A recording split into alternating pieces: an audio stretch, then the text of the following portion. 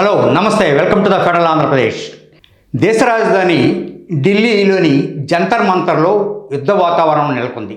అక్కడ ఈవేళ జరిగిన మొత్తం వ్యవహారం చూస్తూ ఉంటే దేశ రాజధానిని ఈ బొద్దింకల సేన చుట్టుముట్టిందే అన్నంత ఉద్రిక్తత ఏర్పడింది. ఒక పక్క పార్లమెంటు సమావేశాలు, మరోపక్క కాక్రోచ్ జనతా పార్టీ ఇచ్చిన చలో ఢిల్లీ పిలుపుతోటి ఢిల్లీ జంతర్ మంతర్ ఉద్రిక్త వాతావరణం నెలకొంది. సుమారు 10,000 మందికి పైగా ప్రజలు అక్కడికి వచ్చారని చెప్తున్నా, అంతకు మించి వచ్చారన్న సంగతి ఈ కాక్రోచ్ జనతా పార్టీ ప్రకటించింది. దీంతో పోలీసులు అనూహ్యంగా వచ్చిన ఈ జనాన్ని అదుపు చేయడం కోసం లాఠీచార్జ్ చేశారు, టీయర్ గ్యాస్ వదిలారు, అలాగే ఒక రకమైన డమ్మీ బుల్లెట్స్ను కూడా ఉపయోగించారని వస్తూ ఉంది. ఇదే సందర్భంలో రాళ్ల దాడులు ఒక పక్క, రైల్వే స్టేషన్ ముట్టడి ఒక పక్క, పార్లమెంటు ముట్టడి ఇంకొక పక్క, ఇన్నిటి మధ్య పోలీసులు ఉక్కిరి బిక్కిరి కావడంతో ఢిల్లీ జంతర్ మంతర్ ఈవేళ యుద్ధ వాతావరణాన్ని కల్పించేటట్టుగా ఉంది. కొన్ని వేల మంది ఒకవైపు, మరో కొన్ని వేల మంది పోలీసులు ఇంకొక వైపు ఈ ఢిల్లీ జంతర్ మంతర్ను చుట్టుముట్టి ఉన్నారు. అదే సందర్భంలో ఈ కాక్రోచ్ పార్టీ ఇచ్చిన పిలుపు మేరకి దేశ నలుమూలల నుంచి అనూహ్యంగా ఈ యువకులు, అలానే జనానికి సంబంధించిన వాళ్ళు, అలానే ఆ ఉద్యమం పట్ల సానుభూతి ఉన్న వాళ్ళు వాళ్ళందరూ అక్కడ గుమికొట్టడం వల్ల ఇప్పుడు అసలు ఏం చేయాలి అనేది ఢిల్లీ పోలీసులకు అంతు చిక్కకుండా ఉంది. ఇదే సందర్భంలో కాంగ్రెస్ పార్టీ పార్లమెంటు లోపల దీనిపైన ఒక వాయిదా తీర్మానం ఇచ్చింది. దాన్ని చర్చించి తీరాల్సిందే. బయట అన్ని వేల మంది ప్రజలు ఉద్యమిస్తున్నప్పుడు మేము ఇలా మౌనంగా ఉండలేము అని చెప్పి కాంగ్రెస్ పార్టీ అధినేతతో సహా 10 రోజులు నోటీస్ ఇవ్వడం, పార్లమెంటు మొదలైన కొద్దిసేపట్లోనే 6 సార్లు వాయిదా పడి 6 సార్లు మరోసారి ప్రారంభమైనప్పటికీ కూడా అక్కడ ఏమీ ఇంతమటికి తేలలేదు. ఇదే సందర్భంలో అసలు పొద్దుటి నుంచి అక్కడ ఏం జరిగింది, అసలు పోలీసులు ఎక్కడ బోల్తా పడ్డారు, లేదా ఢిల్లీ అడ్మినిస్ట్రేషన్ ఎక్కడ తన అంచనాను తప్పేసుకుంది అనేది ఈ ఎక్స్ప్లెయినర్లో ఒకసారి చూద్దాం. దేశ రాజధానిలో ఇంతటి ఉద్రిక్త వాతావరణం ఎందుకు నెలకొంది, అసలు దీని వెనుకున్న కథ ఏమిటి ఒకసారి చూద్దాం. దేశ రాజధానిని చుట్టుముట్టిన బొద్దింకల సేన సోమవారం ఉదయం అసలు ఆ పోలీసుల్ని అల్లాడించిందని చెప్పవచ్చు. ఓ పక్క వర్షం తుంపర్లు పడుతున్నాయి, మరోపక్క ఢిల్లీ గుండెకాయ జంతర్ మంతర్ నిప్పులు కొలిమిలా మారి అసలు ఇటు చూసినా ఒక బేభత్స దృశ్యాలని చవిచూపిస్తుంది. ఎటు చూసినా కాకి దుస్తులు, బారికేడ్లు, దేశ రాజధాని ఒక్కసారిగా యుద్ధభూమిగా మారిపోయింది.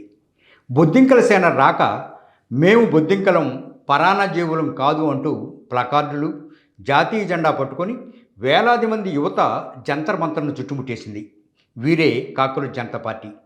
సుప్రీంకోర్టు చీఫ్ జస్టిస్ చేసినట్టు చెప్పిన కొన్ని ఆరోపణల నేపథ్యంలో ఈ బొద్దింకల వ్యాఖ్యలకు వ్యంగ్యంగా పుట్టిన ఈ డిజిటల్ సైన్యమే ఈవేళటి కాక్రోచ్ జనతా పార్టీ. ఆ సేన ఈవేళ రోడ్డుపైకి వచ్చి కవాతు చేస్తూ ఉంటే పోలీసులు నిజంగానే ఆశ్చర్యపోవాల్సి వచ్చింది. ఈవేళ కేంద్ర మంత్రి ధర్మేంద్ర ప్రధాన్ నీట్ పరీక్షా పేపర్ల లీకేజీకి బాధ్యత వహిస్తూ రాజీనామా చేయాలన్న ఏకైక నినాదంతో కాక్రోచ్ జనతా పార్టీ చలో సంసద్ అంటే చలో పార్లమెంటుకు పిలిపించింది. విద్యా వ్యవస్థల వైఫల్యాలపై పార్లమెంటును నిలదీయడం దీని లక్ష్యంగా చెప్తా వచ్చారు. ఒక పక్క పోలీసుల వలయాలు, మరోపక్క పార్లమెంటును కాపాడేందుకు ఢిల్లీ పోలీసులు 3 స్టేజెస్లో అంటే 3 వలయాలుగా రక్షణ పన్నారు. సుమారు 5,000 మంది పోలీసులు ఒక పక్క దాన్ని పార్లమెంటుని కాపాడటం కోసం ఇది చేస్తే, ఇంకొక 5,000 మంది ఈ శాంతి భద్రత పరిరక్షణ కోసం వివిధ ప్రాంతాలలో మోహరించి ఉన్నారు. రాజీవ్ చౌక్ నుంచి సెంట్రల్ సెక్రటేరియట్ వరకు 5 మెట్రో స్టేషన్లు ఉంటే వాటన్నిటిని మూసేయించారు. అలాగే సెక్షన్ 163ని అమలు చేసి ఎక్కడా 4-5 మించి గుమికూడకుండా నిషేధాజ్ఞలు కూడా విధించారు. పార్లమెంటు ఒక్కసారిగా దుర్భేద్యమైన కోటగా మారిపోయింది. మండీ హౌస్ వద్ద అయితే ముందు ఘర్షణ జరిగింది. అక్కడ ఘర్షణతో పాటు లాఠీచార్జ్ కూడా జరిగిందని చెప్తా ఉన్నారు. అయితే పోలీసులు మాత్రం ఆ లాఠీచార్జ్ జరిగినట్టుగా చెప్పలేదు. పైపెచ్చి కేవలం నినాదాలు మాత్రమే మేము వెళ్ళిపోమని చెప్పి వాళ్ళకి చెప్పాము, అంతకుమించి వేరే ఏమీ చేయలేదని అన్నారు. అయితే అక్కడ లాఠీచార్జ్ జరిగిందని, పలువురు గాయపడ్డారని, శాంతియుతంగా ర్యాలీకి వెళ్తున్న మా పైన ఈ పోలీసులు దాడులు చేసి బస్సులు ఎక్కించాలని కూడా చూశారని చెప్పి కాక్రోచ్ జనతా పార్టీ నిర్వాహకులు ఆరోపించారు. ఆ మేరకు కొన్ని వీడియోలు కూడా సోషల్ మీడియాలో వైరల్ అయినాయి. మొత్తం మీద జంతర్ మంతర్ ఈవేళ యుద్ధానికి కేంద్ర బిందువుగా మారింది. ఓ పక్క హోర్న వర్షం పడుతుంది, అయినా సరే జనం 10-15 వేల మంది ఎక్కడ కదలకుండా దేశ నలుమూలల నుంచి వచ్చిన వీళ్ళందరూ వర్షంలో తడుస్తూనే ధర్మేంద్ర ప్రధాన్ డౌన్ డౌన్, ధర్మేంద్ర ప్రధాన్ రాజీనామా చేయాలంటూ నినాదాలు చేస్తూ వచ్చారు. ఇదే సందర్భంలో సీజేపీ ఫౌండర్ అభిజిత్ దిప్కే పోలీసులకు పూలు ఇవ్వండి కానీ హింస వద్దు అని ఒక పిలుపు ఇవ్వడంతో అక్కడికి వచ్చిన స్టూడెంట్స్ అందరూ ఎక్కడికక్కడ గులాబీ పూలు తీసుకొచ్చి పోలీసులకు ఇచ్చి నమస్కారం పెట్టి మీరు మా జోలి రావద్దు, మీరు మమ్మల్ని కొట్టొద్దు, మేము మీతో రాము అని అంటున్నప్పటికీ కూడా 1-2 చోట్ల ఘర్షణ తప్పలేదు. పోలీసులు రబ్బర్ బుల్లెట్ని కూడా ఉపయోగించారు, టియర్ గ్యాస్ను ఉపయోగించారు. ఇందులో ఒక 5-10 మంది దాకా గాయపడినట్టు కూడా వార్తలు వస్తున్నాయి. ఇదంతా అధికారికంగా ఎక్కడ నిర్ధారించలేదు. ఇది కేవలం వీడియోల్లో సోషల్ మీడియాలో వస్తున్న వార్తలను బట్టి మాత్రమే ఈ కథనాన్ని ఇప్పుడు నేను మీకు అందిస్తూ ఉన్నాను. అంతకుమించి ఇది అధికారికంగా ఎక్కడ నిర్ధారించలేదు. ఇది ఫెడరల్ కూడా నిర్ధారించడం లేదు. ఇప్పుడు వచ్చిందంతా పోలీసులకు సంబంధించిన కథనాన్ని, సోషల్ మీడియాలో వచ్చిన కథనాలు మాత్రమే. అసలు ఈ బొద్దింకల సేనకి ఒక సేన అంటూ లేకుండానే ఇంతమంది ఎట్లా వచ్చారు అనేది ఒక పెద్ద $1 మిలియన్ ప్రశ్నగా ఉంది. ఇంతమంది వస్తారని కూడా ఢిల్లీ పోలీసులు కానీ ఢిల్లీ పాలకవర్గం కానీ అంచనా వేయకపోవటం నిజంగానే ఒక రకమైన ఆశ్చర్యం కలిగించే వ్యవహారం. వీటన్నిటికి ముంచి నిన్నంతా ఏం జరిగిందో మనం చూసాం. నిన్న ఈ ధర్మేంద్ర ప్రధాన్ రాజీనామా చేయాలని చెప్పి 21 రోజులుగా నిరాహార దీక్ష చేస్తున్న సోషల్ యాక్టివిస్ట్ వాంగ్చుక్ని బలవంతంగా తీసుకెళ్ళిపోయి హాస్పిటల్లో పడేయటం, అక్కడే కుటుంబ సభ్యులు వారిస్తున్నా కూడాను ఆయనకి ఈ మన సెలైన్లు ఎక్కించడం, బలవంతంగా ఆహారం తినిపించడం, ఇట్లాంటిదంతా చేశారు. ఈ నేపథ్యంలోనే ఈవేళ ఈ చలో ఢిల్లీ పిలుపుకి సీజేపీ పిలిపించింది. ఆ మేరకి అనేక సంఘాలు కూడా ఈ ఉద్యమానికి మద్దతు పలికినాయి. ఇవన్నీ అట్లా ఉంటే పోలీసులు ఇందాక కొద్దిసేపటి క్రితం లాఠీ చార్జ్ చేయలేదు, రూమర్లు నమ్మొద్దు, ప్రొఫెషనల్గానే హ్యాండిల్ చేశామని చెప్పి ఒక ప్రకటించారు. కానీ దాన్ని మాత్రం అభిజిత్ దిప్కే దాన్ని ఖండించారు. వాళ్ళు కాదు, మా వాళ్ళపైన దాడులు జరిగినాయి, 2 సార్లు జరిగినాయి, అట్లానే అంతేకాకుండా మా పైన కూడా రాళ్ళు విసిరి ఇచ్చేస్తూ ఉన్నారని చెప్పి ఆయన ఇచ్చేశారు. ఆ తర్వాత పార్లమెంట్లో కాంగ్రెస్ పార్టీ నాయకుడు మల్లికార్జున ఖర్గే ఓ పెద్ద తీర్మానం ప్రవేశపెట్టడంతో పాటు ఈ అంశాన్ని ఇప్పటికిప్పుడు దీన్ని చర్చించి తీరాల్సిందే, ఇంతకు మించిన సమస్య ఏముంది, ఇది లక్షలాది మంది విద్యార్థులకు సంబంధించిన సమస్య కనుక మీరు ఖచ్చితంగా అనుమతించాలని చెప్పి ఒక పక్క రాజ్యసభలో, మరో పక్క లోక్సభలో కూడా ఈ తీర్మానాలను ప్రవేశపెట్టారు. అయితే అది అందరికీ తెలిసినట్టుగానే స్పీకర్లు వాటిని అనుమతించలేదు. ఫలితంగా సభలు ఇప్పటికీ 5-6 సార్లు వాయిదా పడినాయి. ఇప్పుడు కూడా మళ్ళీ వాయిదా పడే సూచనలే కనిపిస్తూ ఉన్నాయి. కనుక ఈవేళ జరిగిన దానిలో వాళ్ళు పేరుకు బొద్దింకలే కావచ్చు, కానీ వాళ్ళు గొంతిప్పితే అసలు దేశ రాజధానినే దద్దరి జిల్లాలా చేయగలిగారు అనేది ఈవేళ చెప్పిన ఒక సందేశం.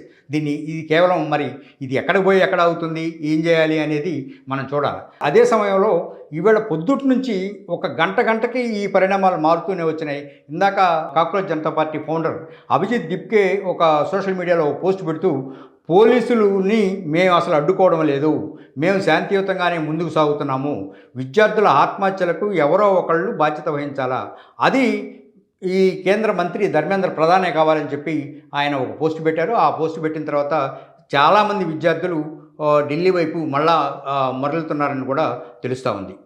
కాక్రోచ్ జనతా పార్టీ పిలుపు మేరకి దేశంలోని వివిధ ప్రాంతాల నుంచి యువతీ యువకులు ఈవేళ ఉదయం నుంచే వివిధ వివిధ మార్గాల గుండా వివిధ రకాల సదుపాయాలతోటి, అంటే ట్రాన్స్పోర్ట్ తిరిగి జంతర్ మంతర్కి చేరుకున్నారు. 9:30 ప్రాంతంలో మండీ హౌస్ దగ్గర పార్లమెంటు వైపు వెళ్తున్న ఒక 500-600 మందిని విద్యార్థుల్ని పైన లాఠీచార్జీలు జరిగింది. దాన్ని పోలీసులు ఖండించారు. అలానే మన స్టూడెంట్స్ కూడా దాన్ని ఖండించారు. అయితే వీళ్ళలో ఈ లాఠీచార్జీలో మహిళా కార్యకర్తలు ఎక్కువ మంది గాయపడినట్టుగా వీడియో వైరల్ కావడంతో ఉదయం 10 గంటలకి ఈ లడక్ యాక్టివిస్ట్ సోనం వాంగ్చుక్ నిరాహార దీక్ష మళ్ళా కొనసాగుతుందనే ఒక రూమర్ కూడా వచ్చింది. అయితే అది దాని మీద ఇంకా నిర్ధారణ రాలేదు. ఆయన ప్రస్తుతం సఫ్దర్జంగ్ హాస్పిటల్లోనే ఉన్నట్టుగా తెలుస్తుంది. అక్కడి నుంచి 10:30కి సెంట్రల్ ఢిల్లీలోని మొబైల్ ఇంటర్నెట్ వైపు విద్యార్థులు వెళ్ళారు. అది మూతపడింది. ఆ తర్వాత రఫీ మార్గు, ఆ తర్వాత రైసైనా రోడ్డు, ఆ తర్వాత పార్లమెంట్ స్ట్రీటు పూర్తిగా బ్లాక్అవుట్ అయినాయి. సో ఎవరు ఎటు పోకుండా పోలీసులు నిర్బంధించారు. అయితే ఆ పోలీస్ బ్యారికేడ్లను కూడా దాటుకొని స్టూడెంట్స్ ముందుకు పోయారు. ఫలితంగా ఈ దాటుకునే సమయంలో కూడా పోలీసులు కొంత దురుసుగా ప్రవర్తించారని చెప్పి వార్తలు వస్తూ ఉన్నాయి. 11:30 ప్రాంతంలో పీటీఐ కొన్ని ఫోటోలు రిలీజ్ చేసింది. ఆ ఫోటోలు చూసిన తర్వాత మరింత ఉద్రిక్తగా నెలకొంది. ఎందుకంటే పోలీసులు సీజేపీ మద్దతుదారులని ఈడ్చుకెళ్తున్న దృశ్యాలు అందులో ఉన్నాయి. అలాగే బారికేడ్లని వెల్డింగ్ చేస్తున్నారనమాట. అంటే స్టూడెంట్స్ని ఎటు పోనీయకుండా ఎక్కడికక్కడ చేస్తూ వచ్చారు. అలానే 11:50కి ఢిల్లీ పోలీసులు మేము ఈ రూమర్లు నమ్మొద్దు ఇట్లాంటివన్నీ ప్రకటించారు. అదే సమయంలో జరిగిన ఇంకొక ఇదేంటంటే ఒక రిపోర్టర్ కూడా ఇందులో గాయపడ్డారు. అందులో అతను ఏబీపీ న్యూస్ రిపోర్టరు. అతను రాళ్ల దాడికి కన్ఫర్మ్ చేశాడు. తను కూడా గాయపడినట్టుగా కూడా చెప్పాడు. అలానే 12:30కి బీజేపీ స్పోక్స్ పర్సన్ సౌరవ్ మాట్లాడుతూ మేము శాంతియుతంగానే చేస్తున్నాము, శాంతియుతంగానే ముందుకు పోతున్నాము కనుక మా చలో పార్లమెంట్ సక్సెస్ అని కూడా ఆయన ప్రకటించారు. అయితే ఇప్పటికే చాలామందిని అరెస్ట్ చేశారు. ఆ సంఖ్య ఏమిటి అనేది ఇంకా రాలేదు. ఇప్పటి వరకు జరిగిన దాని ప్రకారంగా మధ్యాహ్నం 3 గంటల వరకు కొన్ని వందల మంది సీజేపీ కార్యకర్తల్ని అదుపులోకి తీసుకున్నట్టుగా తెలుస్తుంది. వీళ్ళని ఎక్కడికి తరలించారు ఏంటి అనేది ఇంకా తెలియలేదు. ఇప్పటి వరకు అందిన సమాచారం ప్రకారంగా సోనం వాంగ్చుక్ కూడా నేరుగా పాల్గొన్నారని వచ్చినప్పటికీ కూడా అందులో పాల్గొన్న సమాచారం అయితే కనపడలేదు. మొత్తం మీద ఈవేళ ఇచ్చిన చలో సంసద్ పిలుపు సక్సెస్ అయింది. సోషల్ మీడియాలో ఒక వెటకారంగా ప్రారంభమైన కాక్రోచ్ జనతా పార్టీ ఈవేళ ఢిల్లీ పాలకులకి ముచ్చెమటలు పోయించిందంటే ఆశ్చర్యం కాదు. ఇది కేవలం బొద్దింకలు లేదా పారాసైట్స్ అనుకున్న వీళ్ళే ఈవేళ ప్రభుత్వం మీద తిరుగుబాటు బావుట ఎగరేశారు. అంతేకాకుండా వాళ్ళు తమ సమస్యలను సాధించుకోవడం కోసం ఈవేళ ఇచ్చిన పిలుపు చలో పార్లమెంట్ ఏదైతే ఉందో అది అద్భుతంగా సక్సెస్ అయినట్టు నిర్వాహకులు ప్రకటిస్తుంటే అంతటి సక్సెస్ ఏమీ కాలేదు. ఇందులో మా అంచనా కొంత తప్పి ఉండొచ్చునేమో అనుకునే లెక్క పోలీసుల తీరులో కనిపిస్తూ ఉంది. మొత్తం మీద ఏమైతే ఈవేళ ఢిల్లీ జంతర్ మంతర్ ఒక యుద్ధాన్ని తలపించేలాగా ఉంది.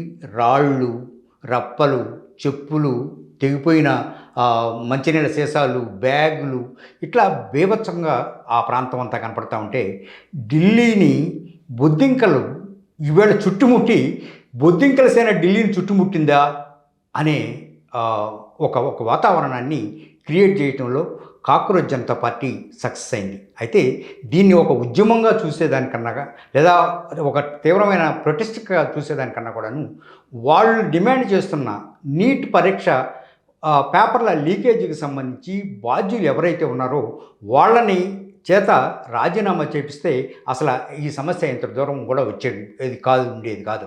అదే నేపథ్యంలో కొద్దిసేపటి క్రితం అందుతున్న వార్తల ప్రకారంగా అమిత్ షా ధర్మేంద్ర ప్రధాన్ని తన ఛాంబర్కి పిలిపించారని, బహుశా ఈ విషయం ఆయనతో మాట్లాడి ఉంటారని, ఆయనతో సాయంత్రానికి అంటే రాజీనామా చేపిస్తారా లేదనేది ప్రభుత్వం ఇష్టం కనుక ఏదో ఒక ప్రకటన వస్తుంది అని ప్రస్తుతం ఎదురు చూస్తున్నారు.